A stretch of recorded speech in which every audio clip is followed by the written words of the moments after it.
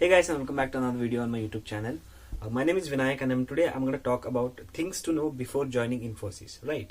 So I'll explain you all the parts so that you can take a better decision if you already have Infosys offer letter in your hand, right?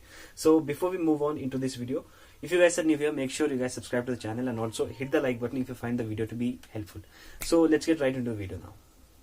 Okay, so the first point is the role which will be offered after joining the company, right? So the role which Infosys offers for freshers, most of the freshers, is systems engineer, right? So this is actually happens once you finish your trainings, like after 6 months or 7 months of time in the company. So you'll be offered a systems engineer role, right? So the first point was the role. The second point is CTC. So the the CTC of systems engineer role in Infosys is actually 3.6 LPA. So that doesn't mean that you'll be getting 30,000 as your in hand. So there will be a lot of deductions such as provident fund and also the taxes. So about the in hand salary, I'll give you the information a little later in this video. Before that, we'll talk about the test pattern, right? So the test pattern is pretty simple. The first one is the assessment round, wherein you'll be having aptitude questions, and once you clear that, you'll be having technical round as well as HR round, right? So depending upon your performance in assessment, TR and HR, you'll be offered the job in Infosys, right? So once you accept the offer, so the next thing would be trainings, right? So I've heard from a lot of people that Infosys provides one of the best trainings for its employees. And before COVID, most of the training was carried out in Mysore campus, like the Infosys Mysore campus. But due to COVID, most of the training happens online. And the training consists of two parts. The first one is the generic training, which lasts up to 2.5 to 3 months. And in this, you'll be learning about basics of computer science, such as DBMS, like database management system, operating system, computer networking, and also some coding languages, right? So once the generic training is done, next you will be having stream specific trainings, right? So the generic training will last around 2.5 to 3 months, and after that your stream training will start, and stream training will be around 6 to 7 months, right? So speaking about the streams will be consisting the traditional streams such as Microsoft, Java, open systems, and apart from that, the new technologies have been included such as big data, Internet of Things, and also blockchain, right? So during these trainings, what will be happening is you'll be having continuously you'll be having the assessments, the tests, and you need to clear them with good score, right? So the reason why I'm telling you need to clear it with good score is because depending on this, your in-hand salary as well as your the project allocation is going to happen. Okay, so basically once your trainings are done, what's going to happen is there are two possibilities, right?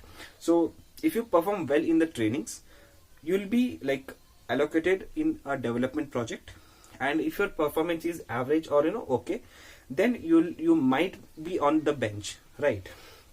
So if you are getting allocated to a project right after the training, that's well and good. And if you're on the bench, there are two possibilities again, right?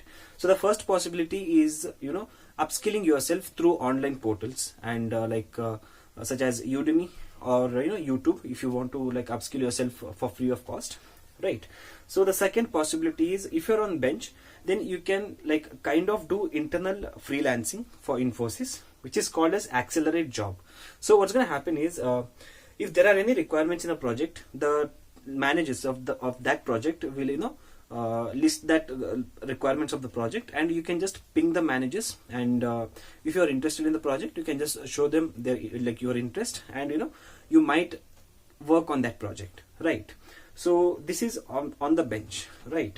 So the reason why I said you need to perform good in the trainings is because as I told you, depending upon your performance, if you're a good if you're having good scores in the trainings, then you will be getting a better salary than others, right?